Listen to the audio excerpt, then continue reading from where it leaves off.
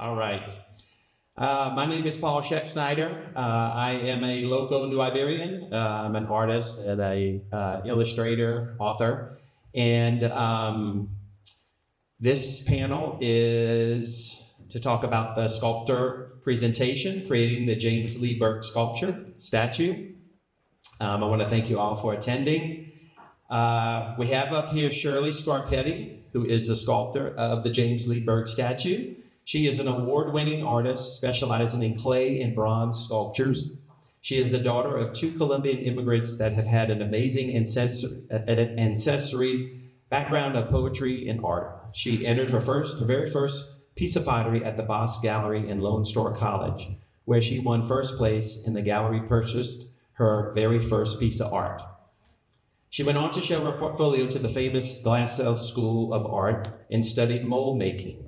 She then went on to study under a professional sculptor, and the rest is history.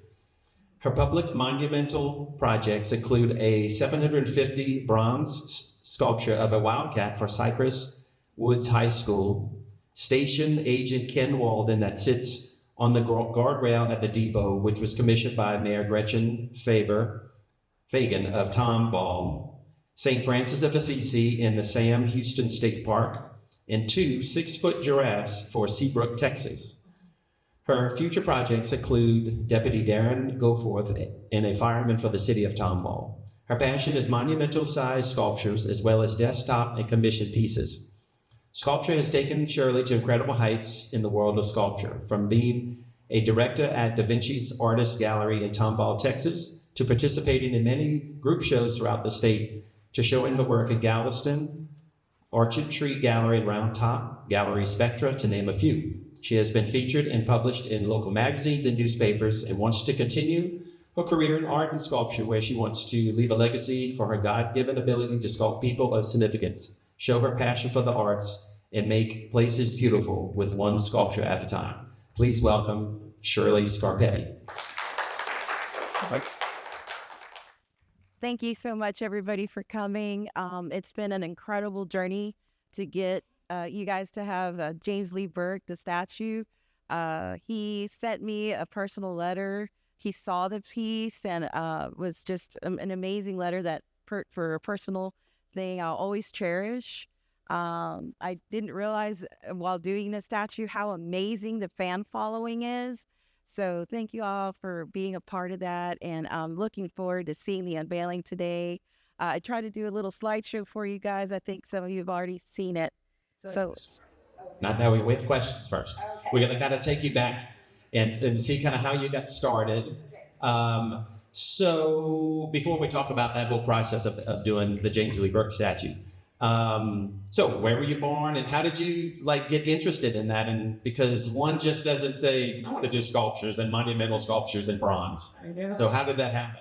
It's kind of really crazy. I'm from New Jersey originally. I was born in New Jersey and I came to Texas when I was 8 years old and I never looked back. My soul is in the South. You know, I'm a Southern girl. So I was raising my two sons and one of them was about to graduate. And I thought, well, who the heck am I? I've been a mother all these years, and what do I need to do for myself? What do I love? And I love the arts. I never touched art. I never touched clay. I never took an art class. And I decided, well, at this point, my son's about to leave me. Let me go take a continuing education class at the local community college. So I started with pottery. And then once I began with pottery, I started I embraced that medium. It was something that I cannot explain. It was like something electrifying happened. It was magical. And then from that moment on, it became this journey for me to just go crazy, just go, because I felt like I had lost so much time finding my true passion. And once I found it, I was relentless in trying to have people to help me to get there quick, because I was already in my 30s while all the kids, are in their teens and 20s taking classes with these kids. And people would say, how do you know so much? How can you sculpt so fast? Who have you learned under? And it was the way people would look at my work that made me realize, wow, I've got something very unique here because I didn't know any different. And so that's how I started that journey. Yeah. So your first piece that won first place at Lone Star College, I was in Texas. Oh, Yes. yeah. Yeah. Okay. What was that piece? Like what? It was a leaning jar. It was a hand coiled, hand built. I instead of having it straight up, I curved it to one angle, and I created all these little primitive looking designs on it. And the teacher, in which she was, she headed the class and the entire department, along with the colleagues, they loved the piece so much. I got first place, and when I tell you there was some incredible art there, I was so honored by that. So it was my very first piece of art that I had ever done, won first place, and the college ended up purchasing it. So that right there alone was massive for me to continue.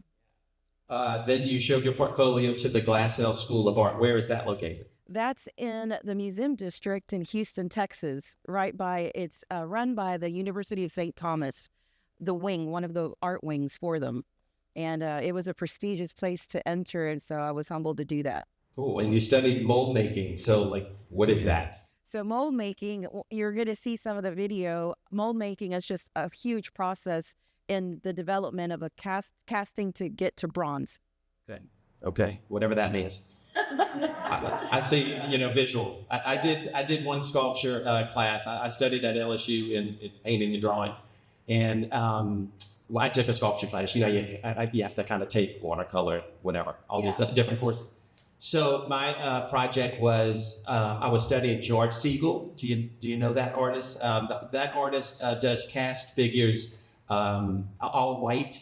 He uses plaster Paris, and he makes like body, size, life size, and then he places them in realistic settings. So it's kind of pop art.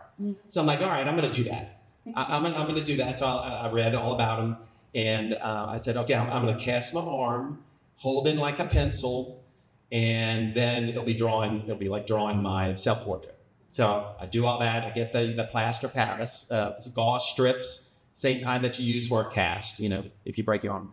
And I do my whole arm, do my hands, do it just right, and wait 7 minutes, and then you can take it off. And I'm like, how am I going to get it out of here? How am I going to get, I was young. I was probably 18, just starting college. So, and luckily I was at home when I did it. And I'm like, Mom, I don't know how to get my arm out of here. So she called in her nurse friend, and we went to the hospital, and they cut it off. And so they had to, they only cut it to about right here, and then cracked it open and did it. But that's my first and only attempt at sculpture, but it's a pretty good story. So that's all I know about, casting or whatever. Okay, so then what are your first pieces? What was maybe one of your first larger pieces? Or no, I guess you go from, okay, learning, and then how do you just make that jump? I tell you, I'm a person of faith, so it was by the grace of God to put in my head that I could do things, and big. I'm just the type of person that when I set something in my mind to do, I do it.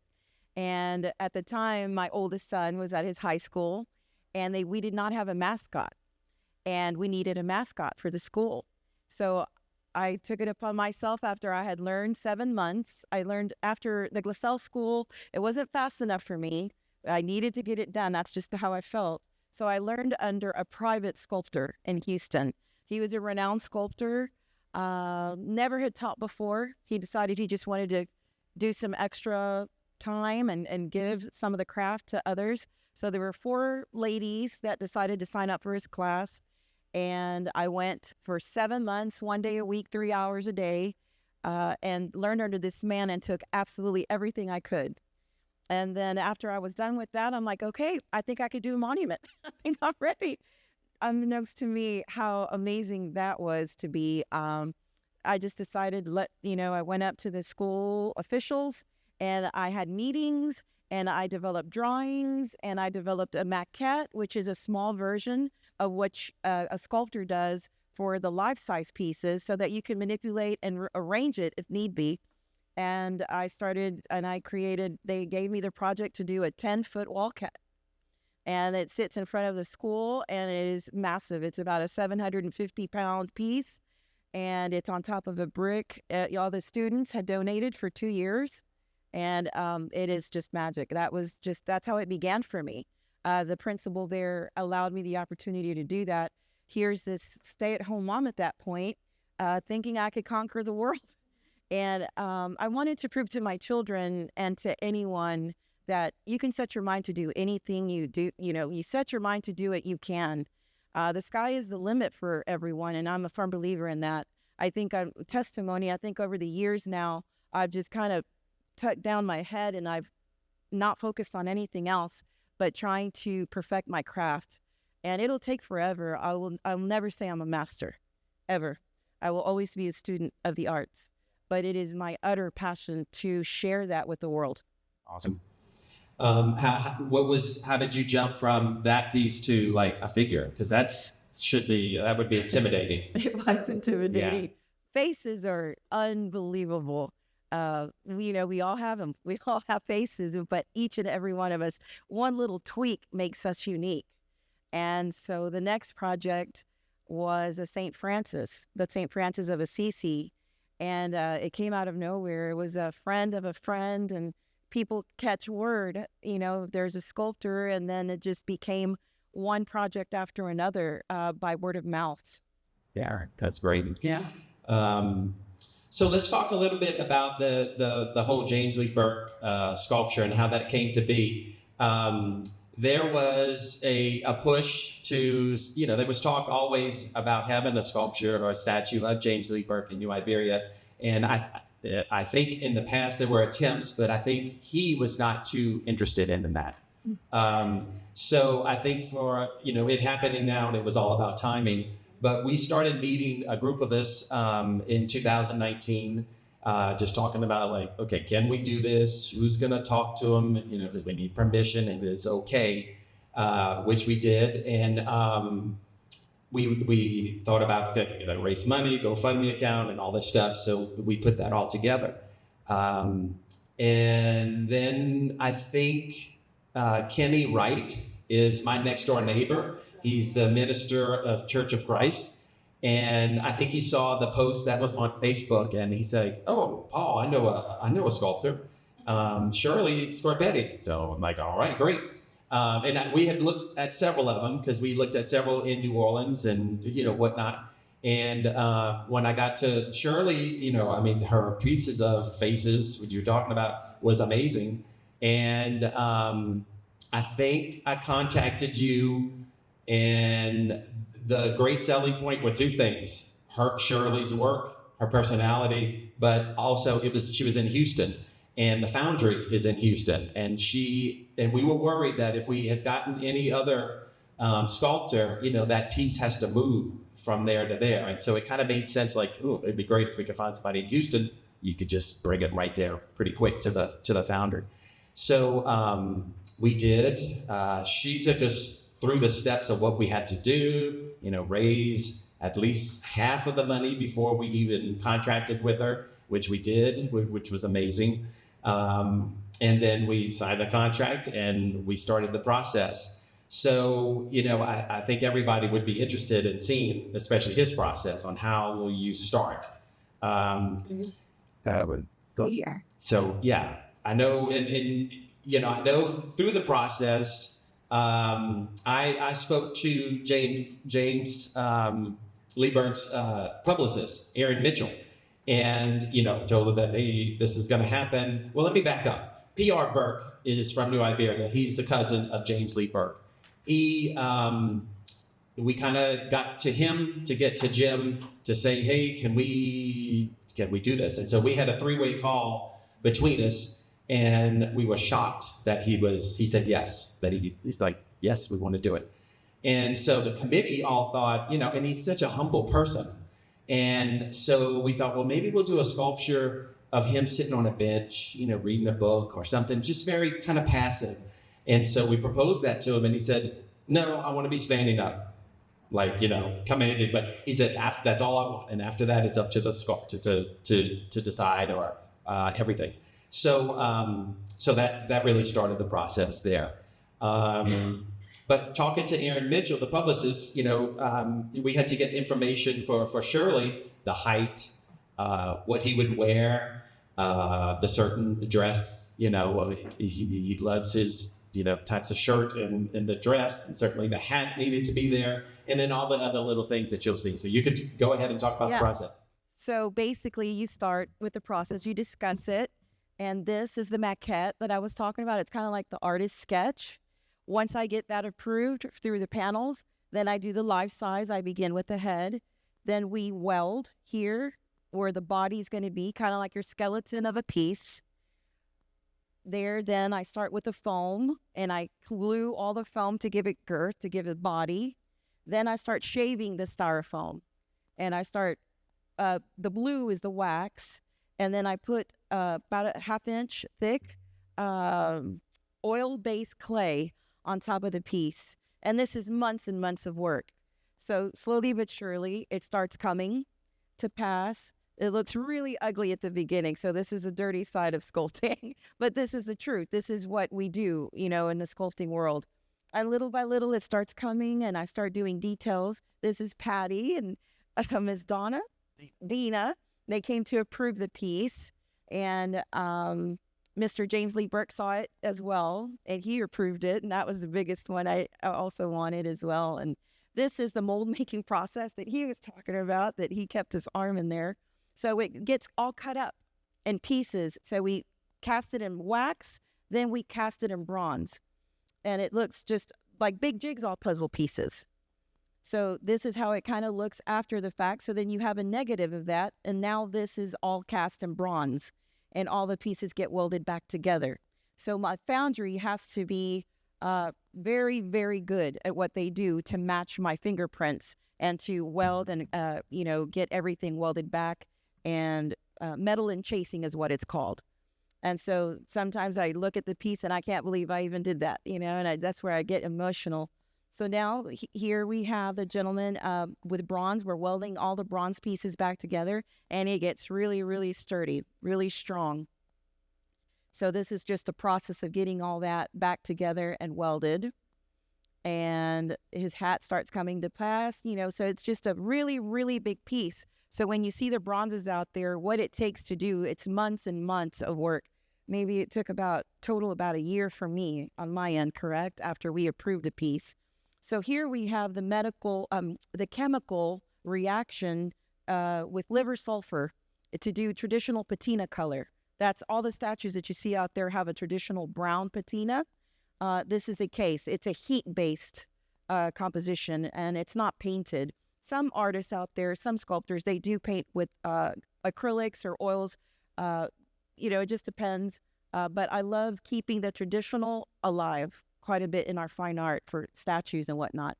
So right now, after we do the chemical reaction, then we buff it down, and there's a final seal, there's a waxing to it and a piece, and here it is. It got placed on the place where it's going to stay, and I think we're going to go out there afterwards and do the unveiling.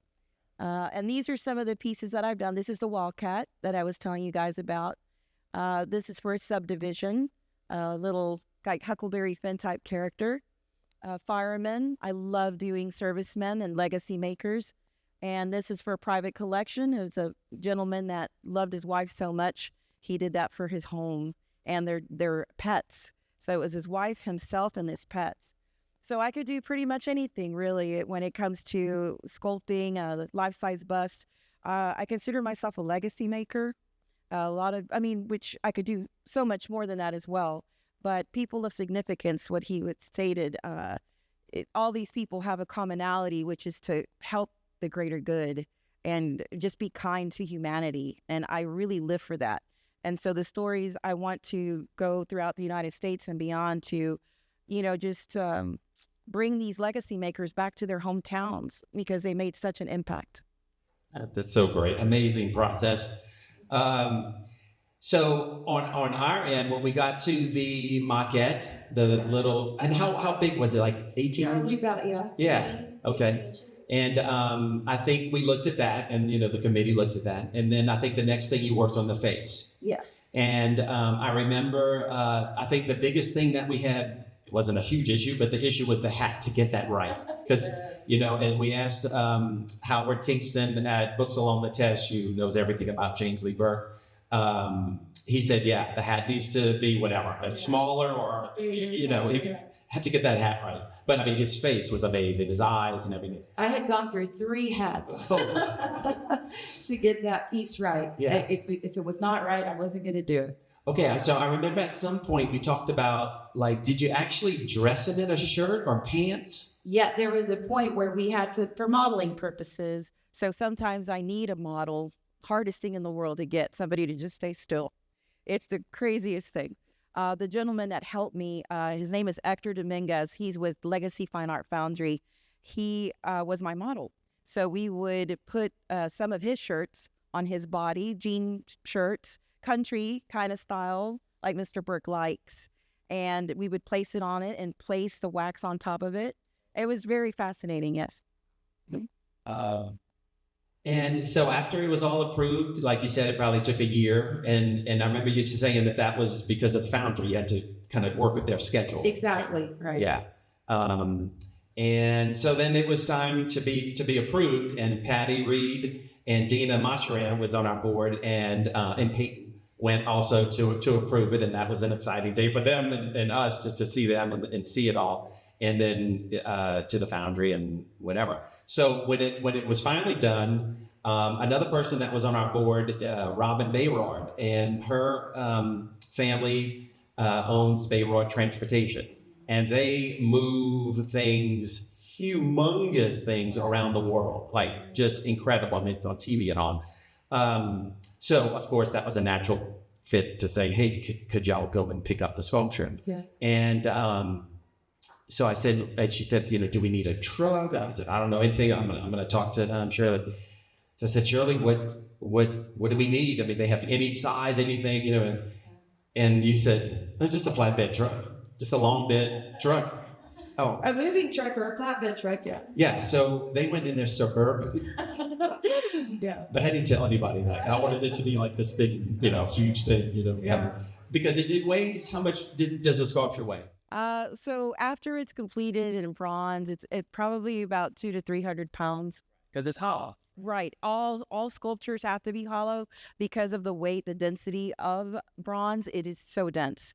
So there's no way to be able. It would be impossible to try to move. It would weigh tons if you had a hollow.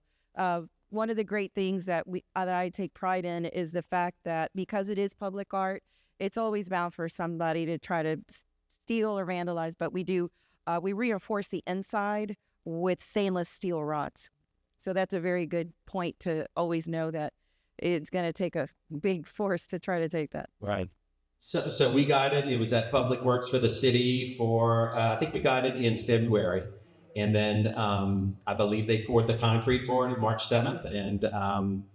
And the 20th is, when it was kind of just wrapped up and waiting for today. Wow, I think that's it. Can you add anything more? I do have some. I would like to share something about it. So it was definitely one of my biggest challenges to have done this statue. And the reason being, well, if any of you know Texas weather, it could go up, it could go down. And I don't think I told you this. Yeah, this is something that was, holy smokes, was a toughie. So I work with oil-based clay.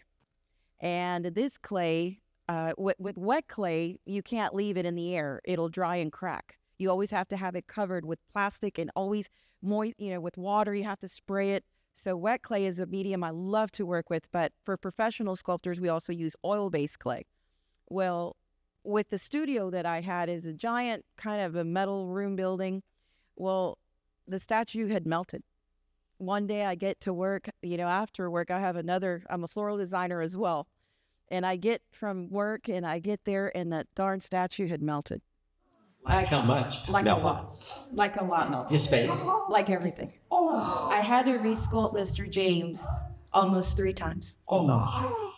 By the 3rd time, I had to go, the foundry had a place that was air conditioned.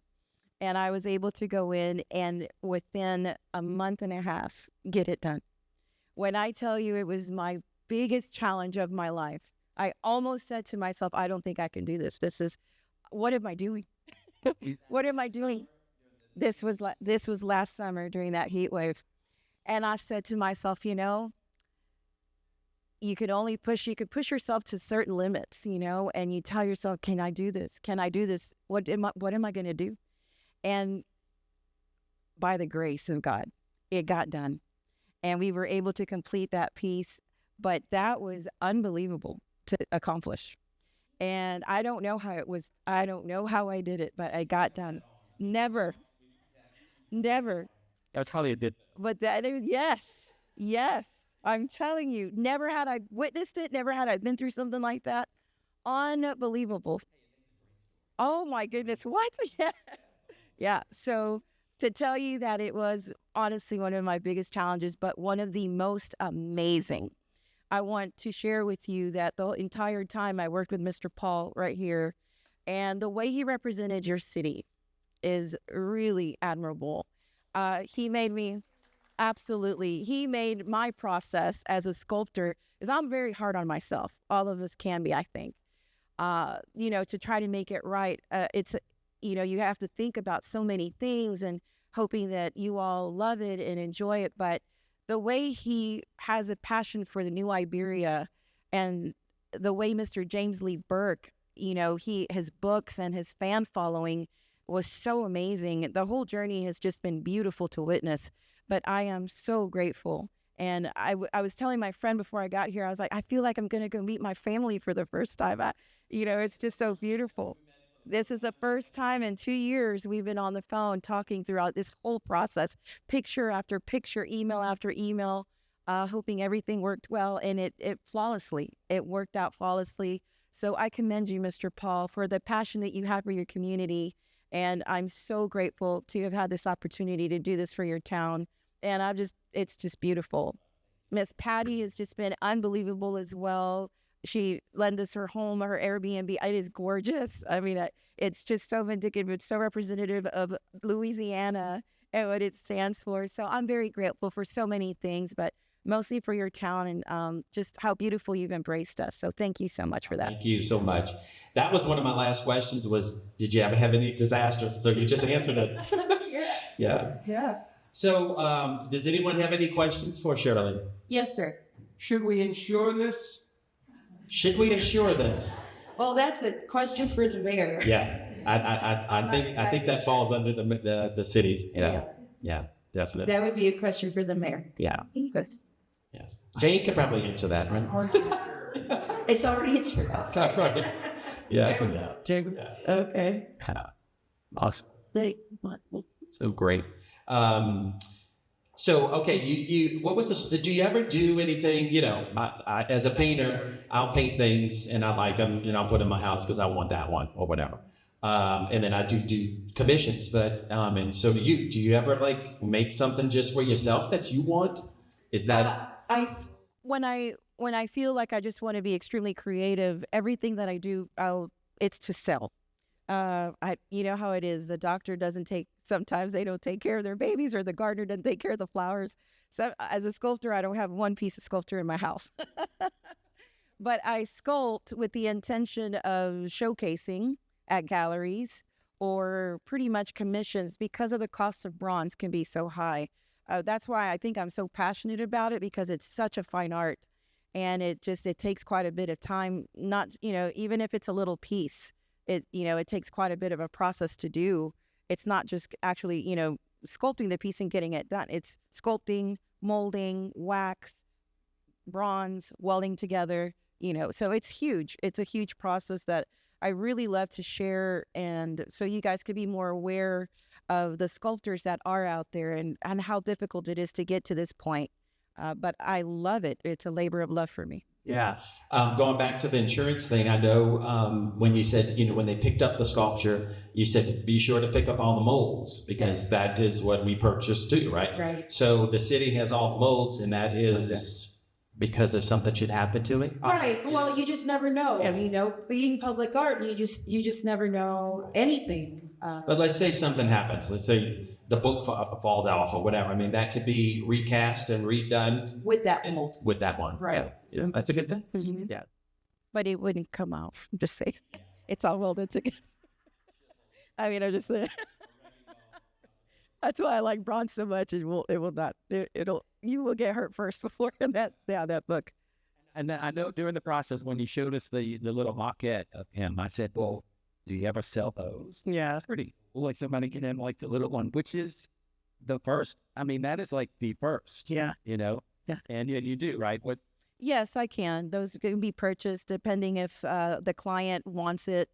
We can get that cast as well, or it's just a part of being commissioned to do so. I just thought that would be kind of cool to have it as an award. Oh, absolutely. Yeah, absolutely. Yes. Yes, I did several for a nonprofit organization for children. Really beautiful trophies or awards that were given to people that, just took the time to just be advocates for their community, for their nonprofit. So that was really neat. Yes. Mm-hmm. Very cool. Anyone else has any questions? We'll wrap it up. Oh, yeah. Hi, Ms. Shirley. Have you ever had your works of art like on the television or a newspaper? Yes, I have. So two of my most profound pieces that I have done was of a little girl that was murdered in Houston. They called her Houston's Angel. Her name was Malia Davis. She was 4 years old. That was a very difficult situation to do, but it was something that I was just drawn to do, just to be an advocate for her. I ended up donating that piece to Texas EquiSearch. The gentleman that heads that is Mr. Tim Miller. It made national headlines. It went all the way through CNN. I had gotten interviewed by Inside Edition. There was just news everywhere about the piece. It was an amazing experience. And then that happened. And then the fallen soldier, Vanessa Guillen, I don't know if you guys are familiar with that, from Fort Hood in Texas. She was murdered by a colleague within the military as well, from what they state. And I ended up doing a bust of her. And I knew reporters at that point. And so the reporters would follow me and they're like, "Have you seen this? You need to do a bust of her." And sure enough, again, it was just one of those callings. And we ended up donating it to the family, to her mother, for her 21st birthday on the side of her funeral, on her plot. So she has it at home. And both statues are on Netflix. They did 2 series, one for Tim Miller's ordeal, the Texas EquiSearch. There's quite a bit of murders that happened in Texas, and it was talking about that. And the statue is there in the movie. And then for Vanessa Guillen, they did a series on that on Netflix that I think was up for an award. And so when you look at the film, you can see in the background the statue, the sculpture that I did. So very humbled and very honored by that. So yeah, I've had a lot of, just been very blessed at the fact that it caused national attention. So how many, like, in your career, how many sculptures have you done? Younger? I do not. I've done so many sculptures privately, but publicly, I think I have around 6 or 7 now, which I did not know as a sculptor to do monumental public art. Sometimes one is enough. Yeah. And I have 7. I did not know that. So I'm really humbled by that. Do you have a dream sculpture that you would love to do, or someone that you would love to do? Yes, I do. I'm a huge person of service, men and women. I would love to be able, so far I've done a fireman and a doctor for the hospitals. I would love to do the policemen. I would love to do the ambulance drivers, the EMTs. I really believe that there are heroes here on Earth. These people are just selfless in their acts of what they do day in, day out. So I would love to commemorate those. I love liturgical art as well. I've done a Jesus already several times. I've done the bust of Christ several times. I'm really big about that as well. What are you working on now? Are you working on something else? At the moment, right now, I am not. But currently, there are some projects that are starting to be spoken about for the future. And it's kind of word of mouth, I'm assuming. Absolutely. By now, it's becoming word of mouth. And of course, you know, as a sculptor and in business, you have to wear many hats. And the marketing part is where I tend to lack a lot. But yeah, for having friends and family and communities like such as this, you know, it just keeps going. Yeah. Mm-hmm. Well, we get visitors from all over the world Mm-hmm. to see, you know, the town because of James Yeah. to Day Road show. So your work will be in selfies. Right. Yeah. Yes, absolutely. That you know, when I go around the country and I see everybody with the townspeople, one of my favorite things to do is to look at the local art. It's one of my favorites. I go to galleries. I go to see, you know, who founded this town. What is the town about? And I'm just so honored to be. And my understanding is this is the first statue for New Iberia It's the first statue of a person. I know you have the blue dog, which is awesome, by the way. It's so beautiful. But yeah, so I'm really honored to have that here. So great. All right. Anybody else has a question we should? Yes, you decide that age, you know, because there's so many pictures of James Lee Burke from y'all too. So that is a discussion that we have at the very beginning as to what the client wants. You know, I can tweak it here and there, but depending on how many pictures you have of that individual, which can be very difficult if they're deceased, you know, then we come across, well, this is kind of what we want.